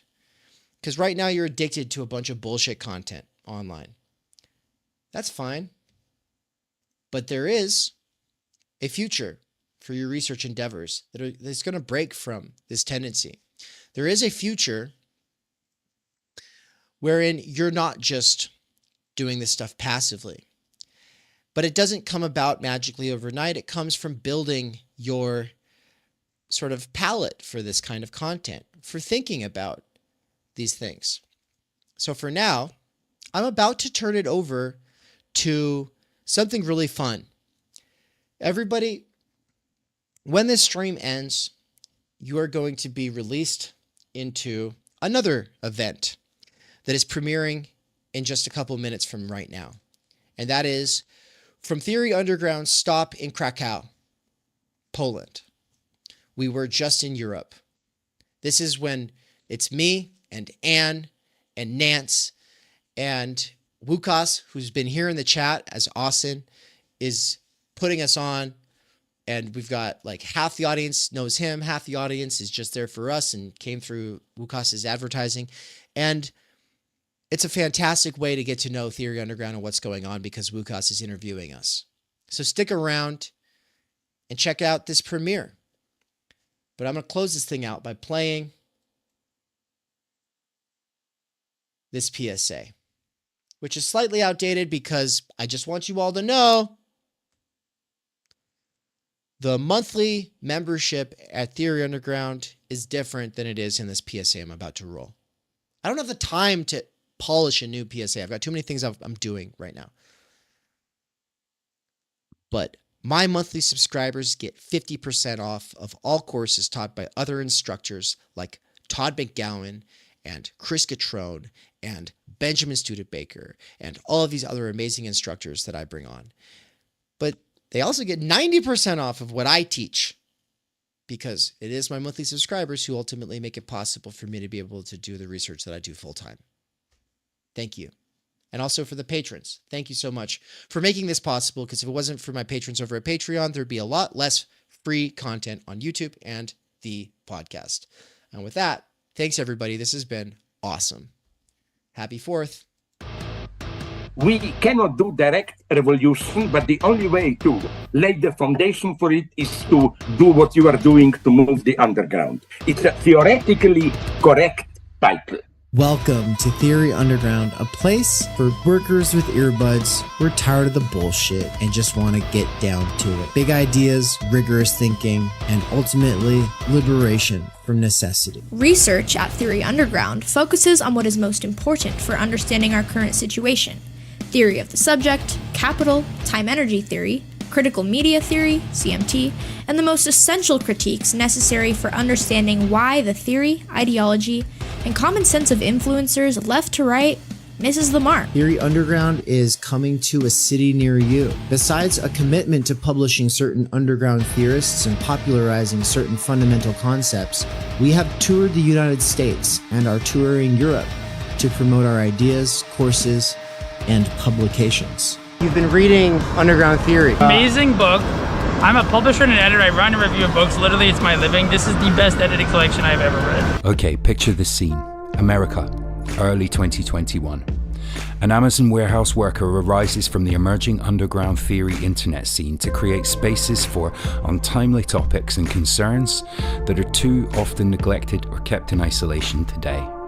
Joined by a revolving cast of underground theorists, academics, and critics, he establishes what will become Theory Underground, a teaching, research, and publishing platform by and for working class intellectuals, autodidacts, and academics who want to do more than they're able to do within the confines of academia. That warehouse worker's name is David McKerracher, and his book Time Energy is his first major contribution to the world of theory. It was recently reprinted with a foreword by none other than Slavoj Žižek, who also contributed to Theory Underground's latest book. My Bible, it's an excellent book. A collection of essays called Underground Theory. What you just heard is an excerpt from the Strange Exiles podcast, episode 23, where Bram from Strange Exiles interviewed me and Mikey. For those who don't know, Mikey is the author of the Dangerous Maybe blog. We are publishing one of his books here shortly at Theory Underground. He's also a lecturer at Theory Underground, and he's someone I've been friends and a collaborator with for over 10 years. But most importantly for you all, he's a fantastic lecturer, and it's a crime that he has to do wage labor right now. One of the long-term goals of Theory Underground has been now for a couple of years to hashtag free Mikey. That is something that I've been really pushing, but first, obviously, I have to get freed myself, so the two of us are able to do this because, you know, as Mikey said, build it and they will come. Well, I tried and I built a website and platform. I had my own app and everything, but it's been really buggy and it's more than one person can handle, and that's, you know what, a really good lesson for me. And so for now, what we're doing is moving it to a temporary intermediary platform until we are able to get some more serious funding. And ultimately, we want to be in a place like this, a real brick and mortar digital nomadic mecca where people can come from all over the world. But also, the app was really expensive, and so by quitting it, I am now able to save a lot of money, and with the help of my patrons and the students at Theory Underground, especially the monthly subscribers, I am officially able to quit Amazon and do Theory Underground full time. So thank you so much, everybody. This is one huge step forward. With that said, several subscribers did not migrate from the now defunct app to the new setup, and I'm guaranteed to lose people over time. So please, if you want to get involved, become a subscriber. If you're not even sure what this is all about but are just curious, then I've added Tier 0 and Tier 1 for very basic kinds of access to what we are doing behind the scenes. If you don't have any time or energy to get involved, but you do have some money to help support this project from afar, then please check out the Patreon.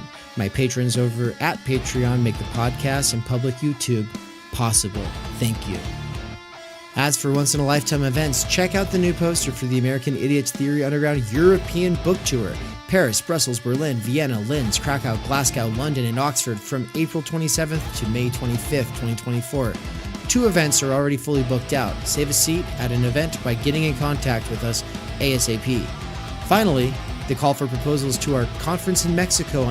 What's up, everybody? TUCon 2024 update here. It's not happening in Mexico anymore, but it is still happening on October 24th through the 27th. The change was made because a lot of the people that wanted to attend and that were expected to attend said they could probably afford to travel if they had more time advance notice. So save up for June 2025.